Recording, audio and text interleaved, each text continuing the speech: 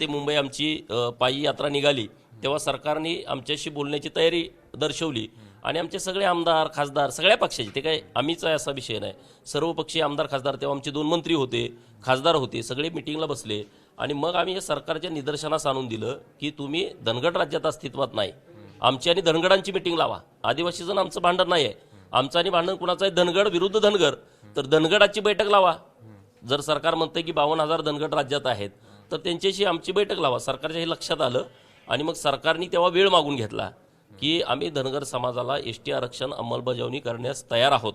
तत्कालीन मुख्यमंत्री माननीय देवेंद्रजी फडणवीस साहेबांनी तोपर्यंत तुम्ही आम्हाला वेळ द्या. तेव्हा मराठा समाजाचं आंदोलन जोरात सुरू होतं आणि मराठा समाजाला आरक्षण देण्याच्या अगोदर काही काळ ओबीसीच्या सवलती जशाच्या तशा मराठा समाजाला लागू केल्या होत्या. त्या धर्तीवरती सरकारनं विनंती केली की काही वेळेची आम्हाला गरज आहे, तुम्हाला मी आदिवासींच्या सगळ्या सवलती लागू करतो आणि धनगर समाजाच्या आरक्षणाची प्रक्रिया पूर्ण करतो. मग पुढे एक विषय आला की आमची हायकोर्टामध्ये केस चालू आहे, त्या केसमध्ये सरकारनं ॲफिडेविट द्यावं आणि त्या ॲफिडेविटमध्ये क्लिअर म्हणावं की धनगड राज्यामध्ये अस्तित्वात नाही, आहे ते धनगर आहेत. सरकारनं ते म्हणणं आमचं ऐकलं आणि हायकोर्टामध्ये त्यांनी ॲफिडेविट दाखल करून घेतलं. आमची लढाई महत्त्वाची होती की धनगड, तर ती लढाई आमची पूर्णपणे संपली. सरकारनं आता ठामपणे भूमिका घेतली की धनगड राज्यामध्ये अस्तित्वात नाही. आता परत 2.5 वर्ष सरकार गेलं. सरकार गेल्यानंतर ना कोर्टामध्ये तारीख चालली ना तिथं कोणी आमची बाजू ऐकून घेतली. आता परत सरकार आल्यानंतर आम्ही पाठपुरावा करतोय. तर 2022ला सरकारने एक ॲफिडेविट परत घालून दिलं धनगर समाजाच्या आरक्षणाच्या बाबतीत जे आम्हाला अपेक्षित होतं ते, आणि 2023ला एक ॲफिडेविट घालून दिलं. कुंभकोणी साहेबांची नेमणूक कायमस्वरूपी व्हावी अशी आमची मागणी होती. मागे एका केसला कुंभकोणी साहेब गैरहजर राहिल्यामुळं आमची तारीख 2-4 महिने पुढे गेली आणि म्हणून मग सरकारनं आता कुंभकोणी यांची कायमस्वरूपी धनगर समाजाच्या केसचा जोपर्यंत निकाल लागत नाही तोपर्यंत नेमणूक करायचं ठरवलं. सोमवारी आमची तारीख होती हायकोर्टामध्ये. कोर्टानं 8 डिसेंबर, 11 डिसेंबर आणि 15 डिसेंबर ह्या 3 तारखा फक्त धनगर समाजाच्या आरक्षणाची अंतिम सुनावणी होईल, तेव्हा कुठलंही कामकाज चालणार नाही. म्हणजे या 3 तारखांमध्ये आमचा पूर्णपणे विषय मिटेल आणि केस रिझल्टवरती येईल. कोर्टाने असं सूचित केलेलं आहे की नाताळ झाल्यानंतर आम्ही या विषयाचा रिझल्ट देऊ. हा आमचा ये प्लान. न्यायालयामध्ये आम्ही लढतोय. रस्त्यावरची लढाई सुद्धा आम्हाला चालू ठेवावी लागेल, कारण आता ह्या 15-20 दिवसामध्ये जेव्हा धनगर समाज आरक्षणाच्या जवळ येण्याचं वातावरण दिसलं तेव्हा काही लोक जागी झालेत की बाबा धनगरांना आमचा विरोध आहे, अमुक आहे, तमुक आहे. त्यामुळं रस्त्यावरची लढाई उभा करणं हे कार्यकर्ता म्हणून माझी जबाबदारी आहे, कार्यकर्ता म्हणून माझं काम आहे.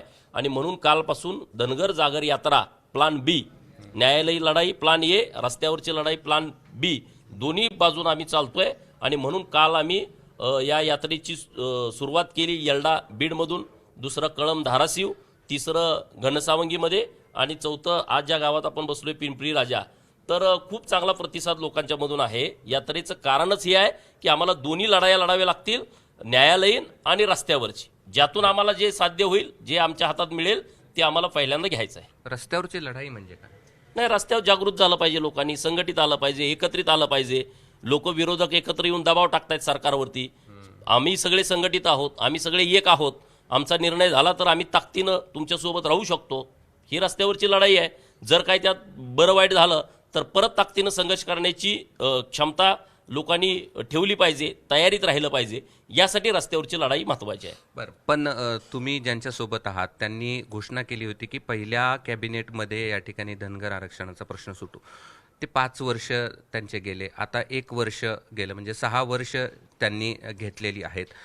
तुम्हाला MLC मिळाली, मात्र धनगरांचा प्रश्न काय सुटला नाही. बघा, माझा MLC ह्या राजकारणातला फार महत्त्वाचा विषय नाही आहे आणि मी पद याच्यासाठी फार महत्त्व देत नाही.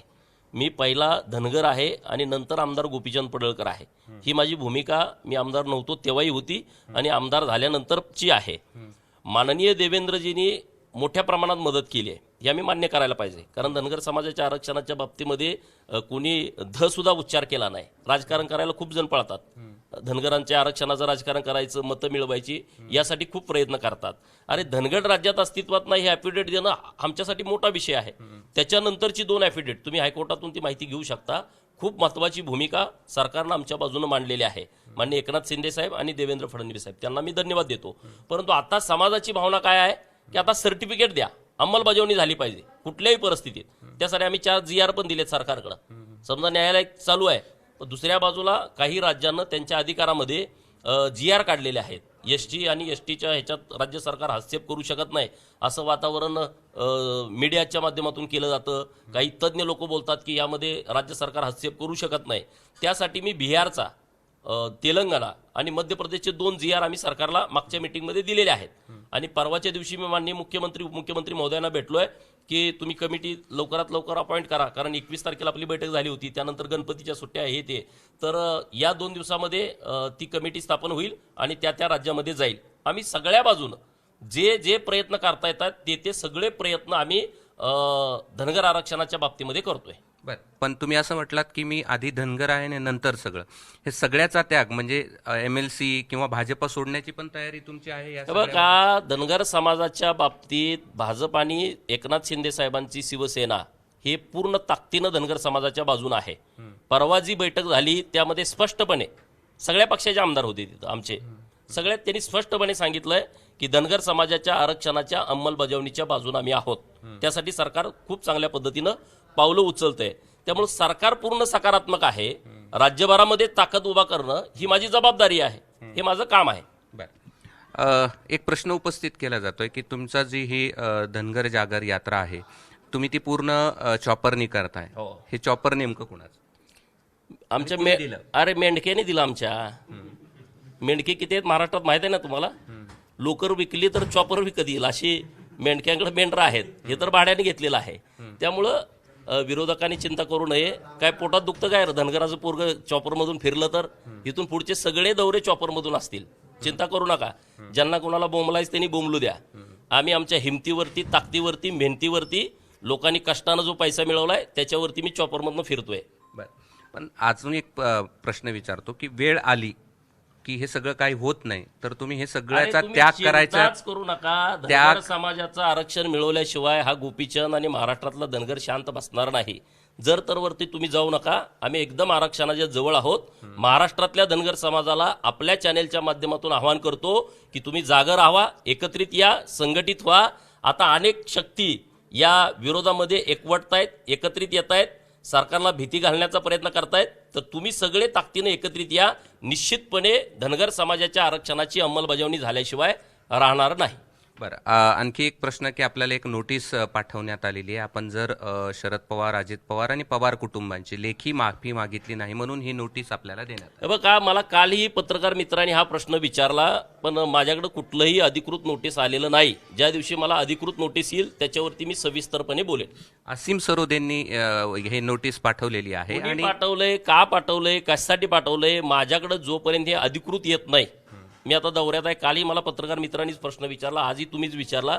काल प्रश्न विचारल्यानंतर सुद्धा माझ्याकडे कुठलं नोटीस आलेलं नाही ना. मेल मी चेक केले सगळं, कुठलंही नोटीस नाही. ज्या दिवशी मला नोटीस येईल त्या दिवशी मी त्याच्यावरती सविस्तर बघून त्याच्यावरती मी प्रतिक्रिया देईन. तुम्ही माफी मागणार आहात लेखी? हे बघा, नोटीस बघितल्यानंतर मी व्यवस्थितपणे त्याच्यावरती बोलेन. बरं, पण शेवटी तुमच्या ती आज ना उद्या नोटीस भेटणारच आहे ना. तुमची भूमिका काय? तेव्हा बोलेल ना मी. नोटीस आल्यानंतर मी सविस्तर त्याच्यावरती बोलतो. एकदा नोटीस वाचू द्या मला, काय त्यांचं म्हणणं आहे, तर त्याच्यावरती मी बोलेन. मागणार की नाही मागणार? मी सविस्तर नोटीस आल्यानंतरच बोलेन. दुसरा आणखीन असा प्रश्न आहे की सातत्याने तुम्ही ज्या लोकांशी विरोध केलात, मग तुम्ही शरद पवारांना अंगावर घेतलं, तुम्ही अजित पवारांना अंगावर घेतलं, मात्र तुम्हालाच आता त्यांच्या बाजूला बसण्याची, त्यांच्या मांडीला मांडी लावून बसण्याची वेळ आली. हे कधी असं वाटलं होतं का? ना आता बघा, आता आजचा विषय फक्त धनगर जागर यात्रा आहे. किरकोळ विषयावरती बोलण्यात आता काही महत्त्व नाही. मला धनगर जागर यात्रा सोडून कुठल्याही दुसऱ्या विषयावरती आज चर्चा करायची नाही. त्याच्यासाठी भरपूर वेळ आहे, तेव्हा आपण सविस्तर या विषयावरती बोलू. तुम्ही बोलत नाहीत मग पक्षश्रेष्ठीने वगैरे? अरे असं काय नाही. आज धनगर समाजाचं आरक्षण महत्वाचं आहे माझ्यासाठी. त्याच्यावरती तुम्हाला काय लाखो प्रश्न विचारायचे विचारा, मी त्याच्यावरती बोलेन. दुसरा डायव्हर्ट करण्यासारखा विषय आज घेऊ नका. तुम्हाला माहित आहे मी बोलायच्या वेळेस बेधडक बोलतो. आज तो विषय माझ्यासाठी महत्वाचा नाही. आरक्षणाची जागर यात्रा हा माझ्यासाठीचा महत्वाचा विषय आहे. त्याच्यावरती काय असेल तर विचार. किती दिवसात आरक्षण मिळेल? हे बघा, मी तर दिवस मी सांगू शकत नाही, पण आम्हाला अपेक्षित आहे 8, 11 आणि 15 तारखेला कोर्टामध्ये आमची केस चालेल. तिथं जे काय लागेल ते पुरावे सगळे आम्ही कोर्टाकडे दिलेले आहेत. कोर्टावरती आमचा विश्वास आहे. परमेश्वराची आम्हाला साथ आहे, बिरोबाचा आशीर्वाद आहे, खंडोबाचा आशीर्वाद आहे. आणि महाराष्ट्रातल्या लोकांच्यावरती गेले अनेक वर्ष अन्याय झालेला आहे. आमच्या लोकांची प्रचंड वाताहत झाली आहे. राजकीयदृष्ट्या आम्ही आमची पिछेहाट झालेली आहे. शैक्षणिक नोकरीच्या दृष्टिकोनातून आम्हाला आमच्या टक्केवारीप्रमाणे काही मिळालेलं नाही. त्यामुळे इतका मोठा अन्याय गेल्या 60-70 वर्षापासून झाला आहे. तर निश्चितपणे आम्हाला डिसेंबर महिन्याच्या अखेरमध्ये धनगर समाजाच्या मुलाच्या हातामध्ये एसटीचा धाकला पडेल असा आम्हाला सगळ्यांना विश्वास आहे. बारामतीतून निवडणूक लढणं अरे नाही, आता तो पार्टीचा विषय आहे. धन्यवाद. हे होते गोपीचंद पडळकर आणि त्यांना विश्वास आहे की येत्या काही दिवसात धनगर आरक्षण मिळेल.